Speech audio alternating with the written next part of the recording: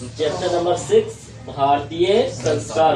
भारतीय संस्कार आपके जैसे हर चीज में संस्कार का महत्व है कि नहीं, इसी के बारे में संस्कार के बारे में इसमें पढ़ना है। समझिएगा, कहता है भारतीय संस्कृते अन्यतम वैशिष्ट्यम विद्यते यत् जीवने यह समय समय संस्कार अनुष्ठिता भवन्ति।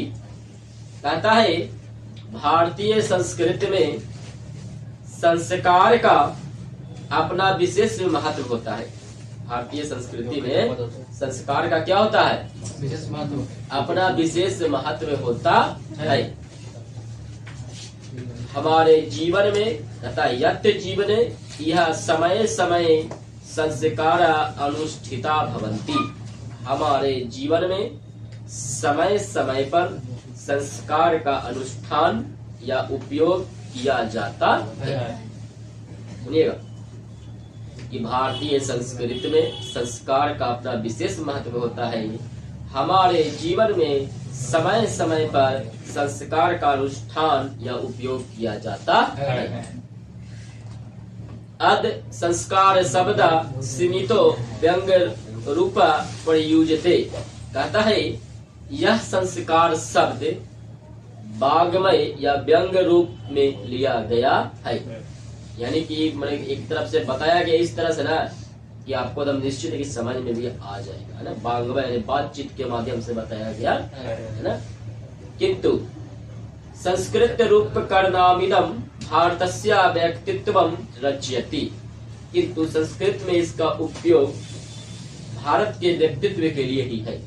संस्कृत में इसका उपयोग भारतस्य व्यक्तित्वम रचयति, भारत के व्यक्तित्व के लिए ही है।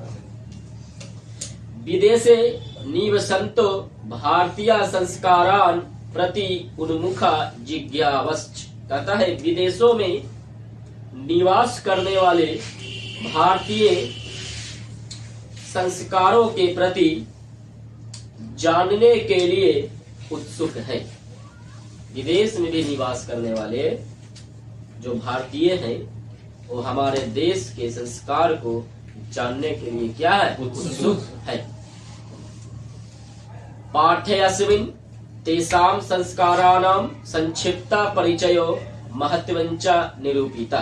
तथा इस पाठ में हमारे संस्कारों का संक्षिप्त परिचय एवं महत्व को निरूपित किया गया है। यह आपका हेडिंग था। आपको क्या था? अब आपका चैप्टर चालू हो रहा है, देखिएगा। कहता है भारतीय जीवने प्राचीन कालतः संस्कारा महत्व धारयन्। कहता है कि भारतीय जीवन में प्राचीन काल से ही, प्राचीन समय से ही संस्कार का महत्व रहा है। प्राचीन समय से ही संस्कार का क्या रहा है? महत्व रहा है। प्राचीन संस्कृते अभिज्ञानम संस्कारोभ्य जायते। प्राचीन संस्कृत की पहचान संस्कार कार्य से ही होता है। सोच लीजिए, प्राचीन संस्कृत की जो पहचान होती थी वह संस्कार के कार्य से ही होती है। अत्र ऋषीणां कल्पना आसीत् यत् जीवनस्य सर्वेषु मुख्य अवसरेषु वेद मंत्राणां पाठ, वरिष्ठानां आशीर्वाद, होम, परिवार सदस्यानां सम्मेलनं च भवेत्। कहता है जीवन के सभी मुख्य अवसरों में, कहता है कि यत् जीवनस्य सर्वेषु मुख्य अवसरेषु, कहता है जीवन के सभी मुख्य अवसरों में वेद मंत्रों का पाठ। किसका पाठ? वेद मंत्रों का पाठ, बुजुर्गों का आशीर्वाद, हवन तथा परिवार के सभी सदस्यों का मिलन होता था। कहने का मतलब है वेद मंत्रों का जब पाठ होगा, बुजुर्गों का आशीर्वाद जब लिया जाएगा, हवन करेंगे, सब सदस्य एक साथ मिलकर रहेंगे कि नहीं रहेंगे? रहेंगे ना। हवन होगा, बताइए, सब एक जगह रहेंगे तो बुजुर्गों का आशीर्वाद मिल जाएगा, वेद मंत्रों का पाठ हो जाएगा, है ना। तब परिवार के सभी सदस्यों का मिलन होगा। ये संस्कार के दिन था। किसके दिन था? कहता है सम्मेलनम च भवेत् तत् सर्वे संस्कार अनुष्ठाने संभवति, और यह सब संस्कार अनुष्ठान में ही संभव होता है। जब तक ऐसा अनुष्ठान नहीं होंगे तो क्या संभव है? क्या बुजुर्गों का आशीर्वाद जल्दी ले सकते हैं? मान लीजिए पूजा पाठ करिए, देखिए आशीर्वाद आपको मिलेगा, मिलेगा कि नहीं मिलेगा? घर में कोई मान लीजिए कोई भागवत कथा करा दीजिए, या कोई सी भी कथा हो गया तो आपको सबका आशीर्वाद लेना। मान लीजिए सरस्वती पूजा आता है तो उसमें सबका आशीर्वाद मिलता है कि नहीं मिलता है? कहता है आगे, तत् सब संस्कार अनुष्ठाने संभवति एवं संस्कारा महत्वम धारयति। इस प्रकार संस्कार का महत्व बढ़ता है। इस प्रकार संस्कार का महत्व क्या होता है? बढ़ता है। अगर ऐसे आप काम करिएगा तो निश्चित है कि संस्कार का महत्व क्या होगा? बढ़ेगा। अगर आप हमेशा बुजुर्गों के आशीर्वाद लेते रहिएगा, बुजुर्ग की सेवा करते रहिएगा, तो आपको क्या कहेंगे कि इसको संस्कार अच्छा मिला, इसको संस्कार क्या मिला? अच्छा संस्कार मिला। कहता किंच संस्कारस्य मौलिक अर्थ परिमार्जन रूपा गुणान धान रूपश्च न विस्मयते। और संस्कार का मूल अर्थ परिष्कार तथा गुण ग्रहण करने को नहीं भूला जा सकता है। संस्कार के कारण ही आप सीखते हैं गुण। क्या सीखते हैं? गुण। दोष के उपाय, कैसे आप में दोष है तो उसको कैसे आप सही कर सकते हैं, ये आप कहाँ सीखते हैं? आप संस्कार से। कहता है अतः संस्कारा मानवस्य क्रमशः परिमार्जने दोषा उपनयन गुणाधाने च योगदानम कुर्वन्ति। कहता है अतः संस्कार मानव का परिष्कार, दोष दूर करने तथा गुण ग्रहण करने में सहयोग करता है। दोष को दूर करने में भी और गुण को ग्रहण करने में किसका महत्व होता है? संस्कार। अब तो ये संस्कार के बारे में जान के आप समझते हैं कि भाई संस्कार आखिर कितने प्रकार के होते हैं? संस्कार कितने प्रकार के होते हैं? तो कहता है संस्कार प्राय पंचविधा संति। कहता है संस्कार प्राय 5 प्रकार के होते हैं। 5 भागों में बांटा गया संस्कार को। ऐसे टोटल संस्कार होते हैं 16 ये होते हैं प्रकार में 5। प्रकार में 5 ऐसे संस्कार कितने हैं? 16 संस्कार कितने हैं? अब देखिएगा 5 प्रकार में तक कौन कौन संस्कार होते हैं समझिएगा। संस्कारा प्राय पंचविधा संति। जन्म पूर्व स्त्रया। कहता है जन्म से पूर्व 3, जन्म से पहले ही 3 गो संस्कार हो जाता है। आदमी का जन्म हुआ नहीं, कई संस्कार? जन्म से पूर्व कितने संस्कार? 3 संस्कार। सैसवा सठ। कहता है बचपन में 6। बचपन के सही जन्म हुआ बच्चा, बचपन में अपना अवस्था में आ गया, उस समय उसको 6 गो संस्कार होता है। क्या गो संस्कार होता है? और जब बच्चा पढ़ने लिखने चालू कर देगा तब देखिएगा। कहता है शैक्षणिका 5। कहता है शिक्षा के 5। शिक्षा के 5। जन्म से पूर्व 3, बचपन के 6 और शिक्षा के 5। 6 5 11 और 3 14 को हो गया, बाकी 2 को बच गया। अब देखिए विवाह रूपा। कहता है पंच गृहस्थ संस्कार विवाह रूपा एक मरणो उत्प्रांत संस्कार का। कहता है गृहस्थ जीवन आरंभ करने में एक जो संस्कार है उसका नाम है विवाह। क्या नाम है? 14 ये कितना हो गए? 15। कहता है अगर आदमी मर गया तो जिस संस्कार होता है उसे बोलते हैं अंत्येष्टि का संस्कार। क्या संस्कार बोलते हैं? मरणोपरांत एक अंत्येष्टि का संस्कार होता है, जिसे कहते हैं कि आग लगा के फूक दिया जाए, या किसी को कहते हैं ना कि जमीन में दफना दिया जाए, है ना? तो ये मरणोपरांत संस्कार होता है। इस प्रकार टोटल कितने संस्कार होते हैं? जन्म से पहले 3, बचपन के 6, बचपन के 6, शिक्षा के 5, विवाह के 1 और मरणोपरांत 1। इस प्रकार टोटल कितने संस्कार होते हैं? वही कहता है एवं 16 संस्कारा भवन्ति। इस प्रकार 16 संस्कार मानव जीवन में होते हैं। अब बताना है कि अब भाई होते हैं तो कौन कौन होते हैं? जन्म से पहले 3 गो तक कौन कौन होते हैं अभी पता करना है। जन्म से पहले 3 गो तक कौन, बचपन के 6 तक कौन कौन, है ना? शिक्षा के 5 तक कौन कौन, विवाह के तक कौन और मरणोपरांत तक कौन। अब इसके बारे में जानकारी है पाठ कर दिया। देखिए समझिएगा। कहता है जन्म पूर्व संस्कारेषु गर्भाधानम पुष्पन सीमंतोनयन चेती त्रयो भवन्ति। कहता है जन्म से पूर्व गर्भधान संस्कार, और पुरुषों के वीर्य उन्नयन के 3 संस्कार होते हैं। कौन कौन होते हैं समझिएगा।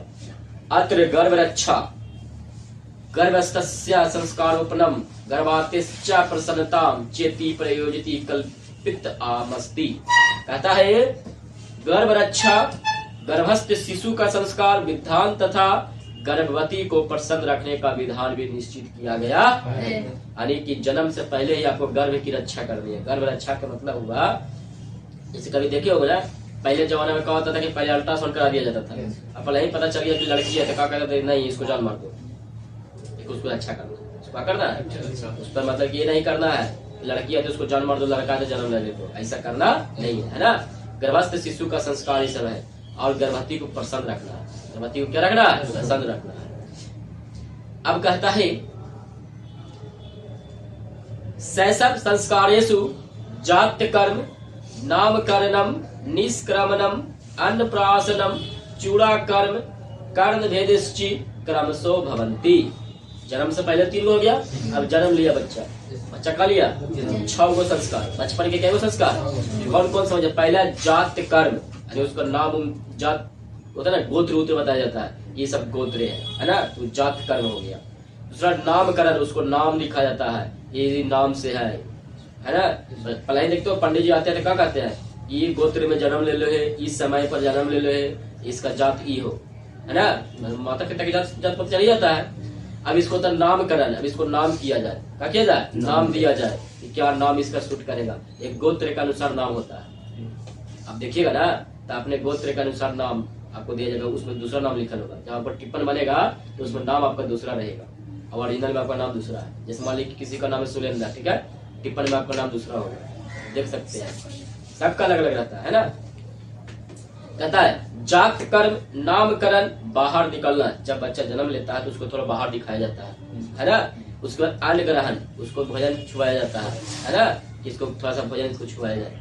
चूड़ा कर्म, जब बच्चा जन्म लेता है तो गर्भ के समय जो बाल रहता है बच्चा के वह शुद्ध रहता है, उसको काटा जाता है। उसको क्या किया जाता है, काटा जाता है। कर्ण भेद, कान को छुआया जाता है, कान को क्या किया जाता है, छुआया जाता है। इस प्रकार टोटल कितने संस्कार होते हैं, 6 गो। पहला हो गया जात कर्म, दूसरा हो गया नामकरण, तीसरा हो गया बाहर निकालना, चौथा हो गया अन्न ग्रहण, पांचवा हो गया चूड़ा कर्म, और छठा हो गया कर्म। इस तरह से बचपन के क्या गो, 6 गो। जात कर्म समझ में आया। जात कर्म में उसका गोत्र उत्र लिखा जाता है ना। नामकरण में उसका नाम कर्म किया गया, बाहर निकल कर थोड़ा दिखाया गया, फिर थोड़ा सा उसको भोजन अन्न ग्रहण किया गया। खाता तो नहीं है, उसको छुआया जाता है। चूड़ा कर्म, अशुद्ध बाल को काटा जाता है। कर्ण भेद, कान को छुआया, है ना। इस प्रकार टोटल के संस्कार 6 संस्कार बचपन के। अब आइए शिक्षा के। आपका जो है ना, कहता है शिक्षा संस्कारेषु अक्षरारंभ, उपनयनम, वेदारंभ, केशांता, समावर्तन चेति संस्कारा प्रकल्पिता। कहता है शिक्षा संस्कारों में, अक्षरारंभ पहला होता है अक्षरारंभ, दूसरा होता है उपनयन। दूसरा क्या होता है बताएंगे, अभी बताएंगे कि अक्षरारंभ में क्या सीखा जाता है, उपनयन में क्या सीखा जाता है, वेदारंभ में क्या सीखा जाता है, पांचों को डिटेल्स बताएंगे, है ना। पहला हो गया अक्षरारंभ, दूसरा हो गया उपनयन, तीसरा हो गया वेदारंभ, चौथा हो गया केशांत जिसको मुंडन बोलते हैं, है ना। पांचवा हो गया समापवर्तन।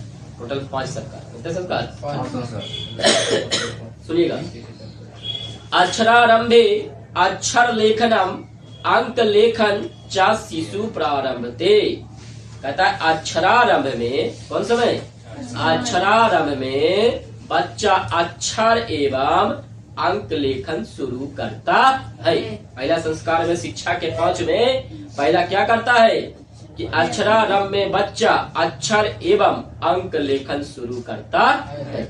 अब आया उपनयन संस्कारस्य अर्थ गुरुनाम शिष्यस्य स्वगृहे नयनम भवति।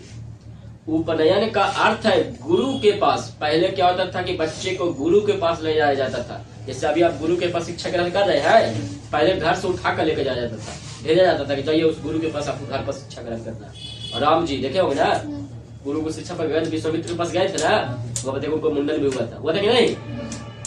वही कहता है उपनयन का अर्थ गुरु के पास ले जाने वाला संस्कार होता है।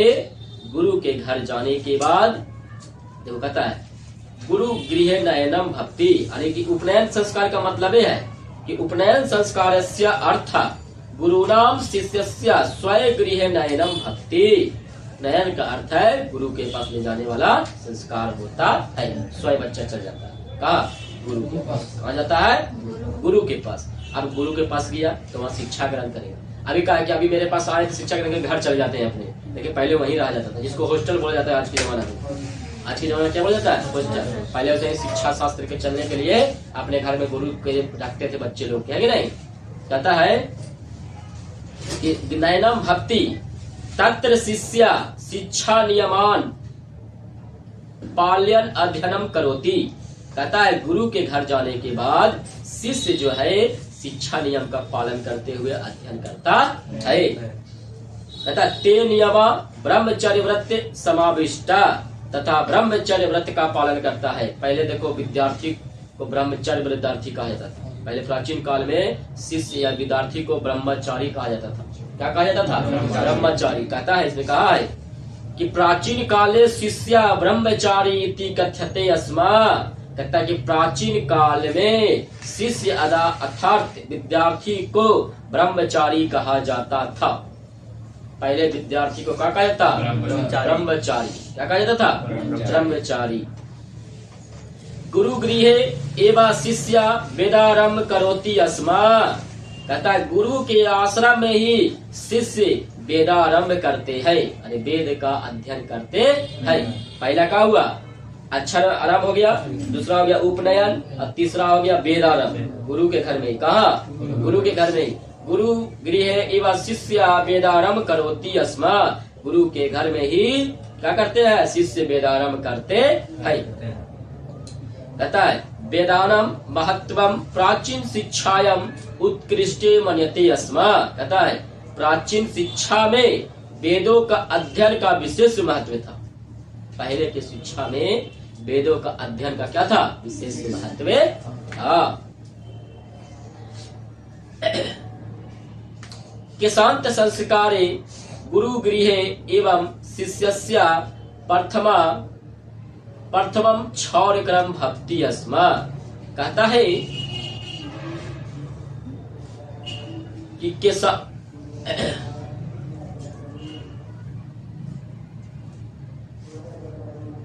कहता है केशांत संस्कार में। कौन संस्कार में? केशांत संस्कार में गुरु के घर में शिष्य का प्रथम हजामत बनता है। प्रथम का बनता है? क्षौर क्रम मतलब होता है हजामत बनाना। क्या बनाना? हजामत। टकला होता है। क्या होता है? टकला होता है। कहाँ होता था? गुरु के घर में। वही कहता है कि केशांत संस्कार में गुरु के घर में शिष्य का प्रथम क्षौर क्रम भक्ति अस्मा। अरे प्रथम बार हजामत कहाँ बनता है? गुरु के घर में। आज हम आप लोग को टकला कर देंगे तो मार पीट कर लगेगा मजे से, है ना? अत्र गोदानम मुख्य कर्म। कहता है उस समय गाय दान भी होता था। सोचो उस समय गाय दान दिया जाता था। कहता नहीं था कि अब आप लोग पास हम आपके पास पढ़ के जा रहे हैं, आप दक्षिणा में क्या चाहिए? एकलव्य से मांगा था। एकलव्य देखो, एकलव्य जो था ना उसको गुरु शिक्षा ग्रहण करने नहीं देते थे, तो मूर्ति बना के गुरु के मूर्ति बना के शिक्षा ग्रहण कर लिया था। अब अर्जुन से भी धनुर्धारी हो गया था। ठीक है? तब बोला क्या रे बिना गुरु के कैसे क्यों ले लिया? तो बताया कि नहीं मेरे गुरु है, देखिए पत्थर की मूर्ति है तो क्या हुआ, गुरु का हम बना दिए, हम इससे ग्रहण शिक्षा ग्रहण किए हैं। तो गुरु भी खुश। अरे बोले ठीक है भाई गुरु हम आपके हैं, तो गुरु दक्षिणा में कहा दीजिएगा। तो उसको माइंड में देखो, उसमें गुरु जी के माइंड में कुछ सच हो गया कि मेरा चेला ही आगे बढ़े, है ना? वो अर्जुन से ज्यादा प्रेम के कारण वैसा वो कर दिए। अर्जुन से उतना प्रेम नहीं रहता था, कोई भी गुरु से नहीं चाहता। वो कहा कि अंगूठा, बोला कि आप अपना अंगूठा दे दीजिए।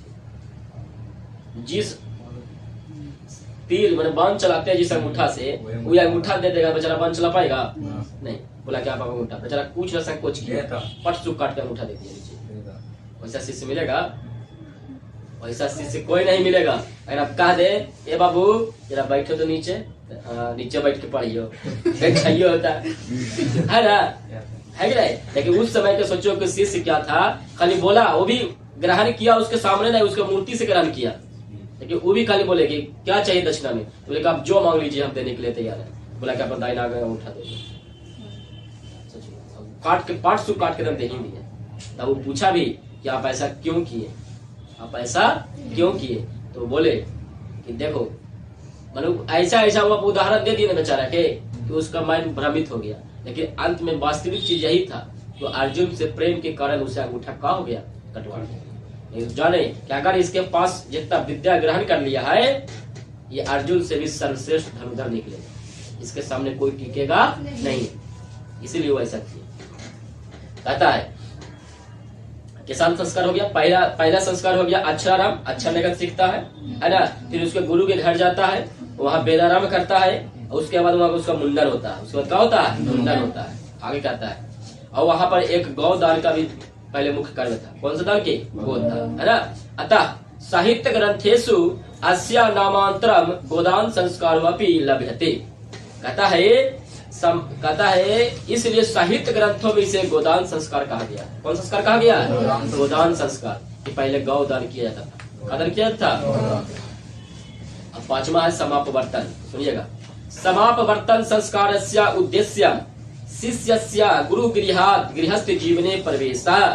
कहता है समावर्तन संस्कार का उद्देश्य शिष्य को गुरु के घर का त्याग करके गृहस्थ जीवन में प्रवेश करना होता है। तब शादी ब्याह होगा, यहाँ से निकलेंगे पढ़ लिख के, अब आगे आप गृहस्थ जीवन में प्रवेश करेंगे।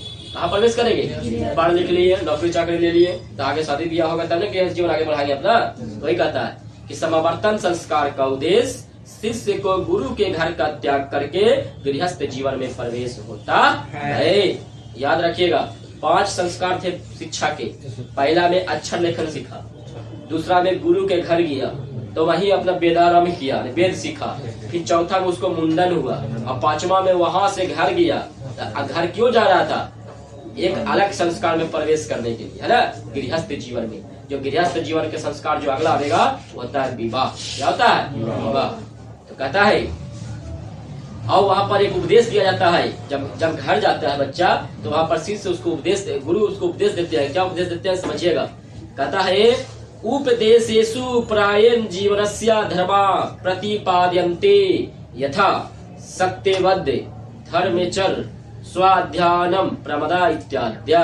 कहता है उपदेशों में प्रायः मानव धर्म की शिक्षा दी जाती है। कौन धर्म की, मानव धर्म की शिक्षा दी जाती है। जैसे गुरु कहते हैं कि हमेशा सच बोलना, हमेशा क्या बोलना, सच बोलना, धर्म के अनुकूल आचरण करना।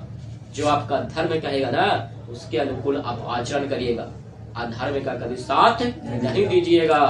तथा अपनी जो आप विद्वता किए हैं, जो आप पढ़ाई लिखाई करके आप जो शिक्षा ग्रहण किए हैं, उस पर कभी घमंड नहीं करना, उस पर कभी घमंड नहीं करना, अपनी विद्वता पर घमंड नहीं करना। ये कौन सा गुरु दिए, आशीर्वाद दिए अपना, बच्चे तुम यहाँ से जा रहे हो तो 3 चीज याद रखना। हमेशा सच बोलना, हमेशा सच बोलना। दूसरा बोले कि हमेशा धर्म के अनुसार आचरण करना, कभी भी अधर्म के अनुसार आचरण नहीं करना। तीसरा बोले कि जो भी तुम यहाँ से ज्ञान ग्रहण किए हो, इस ज्ञान पर कभी घमंड जैना घमंड किया तैना ज्ञान खत्म। तैना ज्ञान क्या वास्तविक है। आप ज्ञान ग्रहण किए तो घमंड करने के लिए, जो सिखाया उसी को कहिए कि हम आपको पढ़ा देंगे, कभी हो सकता है। ठीक है, कितनों उसकी स्थिति खराब हो जाएगी, टीचर के कितनों स्थिति खराब हो जाएगी, लेकिन आपको अगर वो सिखा दिए हैं तो निश्चित है कि आपसे ज्ञान उसमें ज्यादा है, तभी आप सीखे।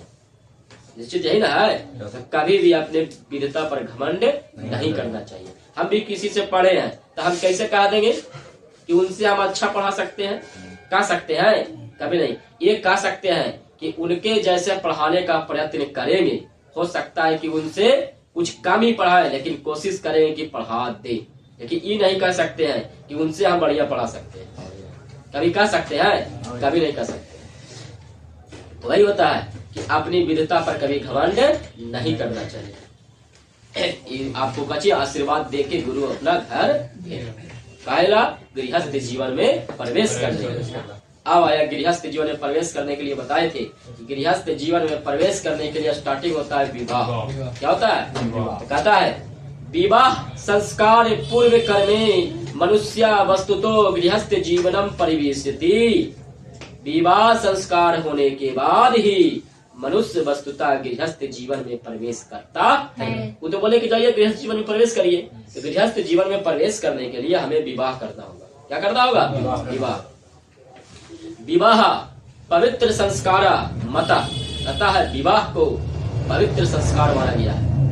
विवाह को क्या माना गया है? पवित्र संस्कार माना गया है। वास्तविक है, अगर विवाह को पवित्र संस्कार नहीं माना जाता तो क्या आप अभी जो कहते हैं कि मेरे माता है मेरे पिता है, क्या आप अच्छे से कह पाते? एक बंधन बंध गया विवाह का, तभी ना आप कह रहे हैं कि मेरे माता है मेरे कहा है पिता है। नहीं तो कोई कह सकता था? नहीं। वही कहता है कि विवाह पवित्र संस्कारा मता, विवाह को पवित्र संस्कार माना गया है। यत्र नाना विधानी कर्म कांडानी भवन्ति, इसके अनेक प्रकार के कर्म होते हैं। विवाह में अनेक प्रकार के कर्म क्या क्या होते हैं समझिएगा। तेसु भाग्यदानम, मंडप निर्माणम, वधु गृहे वर पक्षस्य स्वागतम, वर बंधवो परस्पर निरीक्षणम, कन्यादानम, अग्नि स्थापनम, पानी ग्रहणम, लाजा होमा, सप्तपदी, सिंदूरादानम इत्यादि। कहता है उनमें बातचीत, वाग्दान मतलब बातचीत, शादी ब्याह होने से पहले बातचीत होता है। कैसा ही कहे उठा के लेके भाग जाती ना, उठा के लेके भाग जाते, ओकरा कहा थी कि लव मैरिज कर लेला, लेकिन ओकरो लिए बातचीत पहले करना पड़ा है कि ना? उचित नहीं होना चाहिए, है ना? उनमें वाग्दान हमारी की बातचीत पहले होता है ना? उसके बाद एकदम इसमें तो आगे पीछे करके दिया है, तो बातचीत के दौरान मंडप निर्माण नहीं हो जाता है ना? इसमें है कि वाग्दानम मंडप निर्माण, काम दिया कि ऐसा ऐसा काम इसमें होता है। मंडप का निर्माण किया जाता है, शादी होता था मंडप का निर्माण होता है। कहता है वधु के घर में वर पक्ष का स्वागत, बात सही है। जब बारात जाती है लड़की के घर में तो वहाँ वर पक्ष का स्वागत किया जाता है ना? वर वधु का निरीक्षण, भाई देखा देखी जाएगा तो निरीक्षण करेगा ना, तो लड़का लड़की देखा देखी होता है, बातचीत चला तो लड़का लड़की देखा देखी हो गया, है कि नहीं? तो ये कहता है वर वधु का निरीक्षण। जब वर वधु को निरीक्षण हुआ, मंडप निर्माण हो गया, शादी ब्याह हुआ, तो वहाँ पर एक होता है कन्यादान। क्या होता है? कन्यादान। सबसे बड़ा संस्कार तो इसमें है। बाप जो है सोचता है कि कन्यादान करने से पहले दिल पर पत्थर रख लेता है कि हम क्या करने जा रहे हैं, तब जाकर कन्यादान करता। सौभाग्य की बात भी है कि हर बाप को नसीब भी नहीं होता कन्यादान करना, है ना? जिसके बेटी होगी उसी को नसीब ना होगा, जिसका बेटी ना होगा कभी नसीब हो सकता है? ठीक है। कन्यादान, अग्नि की स्थापना, बात सही है, अग्नि की स्थापना किया जाता है सातवें फेरा लेने के लिए, है ना? पानी ग्रहण, पानी ग्रहण यानी कि जिसको बोलते हैं कि जिसको बोलते हैं कि प्रतिज्ञा करो, है ना? पानी देके प्रतिज्ञा किया जाता है कि तुम इसके जिंदगी भर साथ निभाओगे, है ना? कहता लाजा होमा, धान के लाभों से हवन किया जाता है, धान के लाभों से हवन किया जाता है। सप्तपदी, सप्तपदी का मतलब होता है पति के साथ पत्नी का अल्पना पर पैर रखना, अल्पना पर पैर रखना, वो होता है सप्तपदी। क्या होता है? सप्तपदी। सिंदूरा दानम, लास्ट में क्या किया जाता है? सिंदूर का दान किया जाता है। जब तक सिंदूर दान नहीं करेंगे तब तक शादी ब्याह नहीं होगा, है ना? वही कहता है सिंदूरा दानम, अर्थात सिंदूरा दानम इत्यादि, ये सब संस्कार होते हैं किस चीज में? विवाह संस्कार। समझ में आया? विवाह संस्कार में कौन कौन से? एक वो संस्कार मात्र विवाह संस्कार है, लेकिन उसके अंदर इतना बड़ी संस्कार किया जाता है। वही कहता है कि नाना विधानी कर्म कांडानी, इसमें नाना अनेक प्रकार के कर्म कांड किए जाते हैं, है ना? वाग्दानम, मंडप निर्माणम, वधु गृहे वर पक्षस्य स्वागतम, परस्पर निरीक्षणम, कन्यादानम, अग्नि स्थापनम, पानी ग्रहणम, लाजा होमा, सप्तपदी, सिंदूरादानम इत्यादि संस्कार होते हैं। अब आगे देखिए, कहता है सर्वत्र समान रूपेण विवाह संस्कारस्य प्रायेण आयोजनम भक्ति। कहता है ऐसा देखा जाता है कि सभी जगह एक जैसी ही विवाह संस्कार प्राय आयोजन देखने को मिलते हैं। हर जगह ऐसा ही नियम सिस्टम है, कोई कहीं कम है कोई कहीं कहा है, चाहे हिंदू हो, मुस्लिम हो, सिख हो, ईसाई, कहीं देखा देखी नहीं होता है, वही करता है। सिंदूरदान माने कितना नहीं करता है, जैसे मुस्लिम लोग में का तो सिंदूरदान नहीं हो जाता है ना, वो आप कबूल होता है। हिंदू लोग में कबूल होता है नहीं, यहाँ हिंदू लोग में बातचीत हो गया उसी समय कबूल हो गया है कि नहीं? और उसमें का तो मुसलमान में शादी में होता है तो कहा जाता है कि 3 बार कबूल बोलना है, अगर 3 बार कबूल नहीं बोलेगा तो उसमें शादी कैंसिल हो गया, ले सब रताइल खत्म, सब रताइल खत्म। मान ली लड़का बोल दे कबूल है कबूल है कबूल है, अब लड़की से पूछा जाता है कबूल है, 3 बार पूछेगा, अगर वो कहा दे कुछ ना बोले, लास्ट में कहा दे कबूल नहीं है, सब शादी खत्म, चल जाइए अपना अपना बारात, है ना। लेकिन हम लोग में क्या होता है, जैसा ही देखा देखी हो लो उसी से मैं फिक्स हो लो तो शादी एक से कर लो।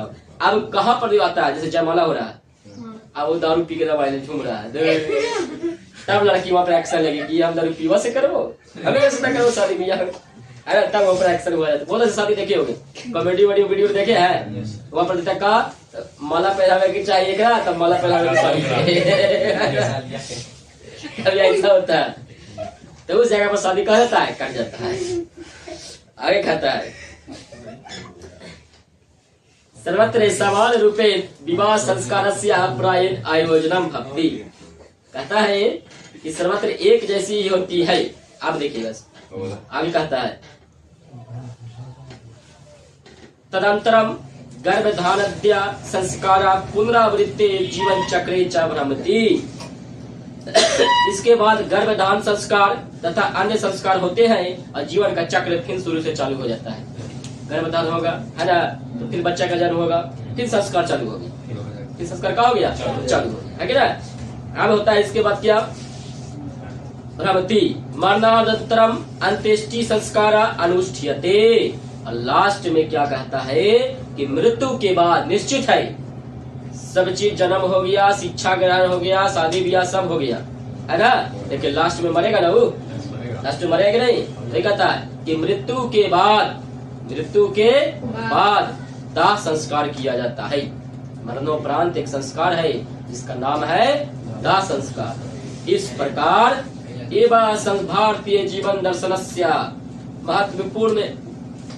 महत्वपूर्ण उपादेयता संस्कारा इति, इस प्रकार भारतीय जीवन दर्शन का महत्वपूर्ण स्रोत ये संस्कार है। इस तरह से आपका संस्कार का होगा चैप्टर खत्म हो गया, समझ में आया। समझिएगा, स्टार्टिंग कुछ नहीं किया है, बस इसमें एक ही चीज है कि पहले संस्कार के बारे में बता दिया कि बढ़िया से संस्कार करिएगा, बुजुर्गों का आशीर्वाद मिलेगा। बुजुर्गों को क्या मिलेगा, आशीर्वाद मिलेगा। अब भाई सब चीज आशीर्वाद, हवा नुवर कुछ सब चीज अब तक तो क्लियर हो गया था। उसके बाद आया कि भाई संस्कार होते हैं तो कौन, तो संस्कार पर आया 5 प्रकार के। जन्म से पहले 3, बचपन के 6 और शिक्षा के 5 और विवाह के 1 और मरणोपरांत 1। इस प्रकार टोटल कितने संस्कार। जन्म से पहले में क्या किया जाता है, जन्म से पहले में गर्भ की रक्षा किया जाता है, गर्भस्थ शिशु का संस्कार होता है। और क्या कहता है कि गर्भवती को प्रसन्न रखना है, गर्भवती को क्या रखना है, प्रसन्न रखना है। और 3 संस्कार का इसमें नाम दिया, कौन कौन नाम दिया समझिएगा। इसमें कहता है गर्भाधानम, पुष्पन और शिवंतो नयन, 3 तरह के संस्कार होते हैं। अब कहता है कि बचपन के 6, बचपन के क्या गो 6 गो। पहला था जात कर्म, दूसरा था नामकरण, तीसरा था बाहर निकालना, चौथा था अन्न ग्रहण, 5वां था चूड़ा कर्म और 6ठा था कर्म। 5 संस्कार शिक्षा के आया। पहला था कि अच्छा लेखन सीखा, गुरु के घर गया, वहां पर वेद का अध्ययन किया। उसके बाद उसको मुंडन किया गया, मुंडन जब करता है तो वहीं पर गोधन किया जाता है। और उसके बाद जब घर जाने लगता है तो समावर्तन संस्कार होता है। तो वहाँ गुरु उसको शिक्षा देके भेजते हैं कि हमेशा सच बोलना, हमेशा क्या बोलना, सच बोलना, हमेशा धर्म के अनुसार आचरण करना और हमेशा अपनी कभी विधता पर घमंड नहीं करना। बोलता है कि आप जाइए, आप गृहस्थ जीवन में प्रवेश करिए। तो गृहस्थ जीवन में प्रवेश करने से पहले विवाह होता है। क्या होता है, विवाह में अनेक प्रकार के कर्मकांड होते हैं। जैसे में कर्मकांड में अग्नि स्थापन, कन्या दानम, बाग दानम, मंडप निर्माणम, वर पक्षे स्वागतम इत्यादि कर्मकांड होते हैं। और इसके बाद पुनः फिर गर्भधारण होता है शादी ब्याह के बाद, है ना। फिर बच्चा जन्म लेता है, फिर संस्कार उस तरह चालू होता है। लेकिन लास्ट में क्या होता है, मृत्यु संस्कार। क्या आता है, मृत्यु संस्कार। और मृत्यु संस्कार को बोला जाता है जब मर जाता है आदमी तो दाह किया जाता है, दाह संस्कार। मृत्यु उपरांत मरने के बाद दाह संस्कार किया जाता है। इस प्रकार संस्कार आपका चैप्टर कहा जाता है। कई प्रकार के संस्कार, 5 प्रकार के संस्कार। कितने प्रकार के, लेकिन अगर टोटल संस्कार कितने हैं, 16। जन्म से पहले 3, बचपन के 6, शिक्षा के 5, विवाह के एक। मरणोपरांत एक। इस प्रकार टोटल कितने? 16। संस्कार चैप्टर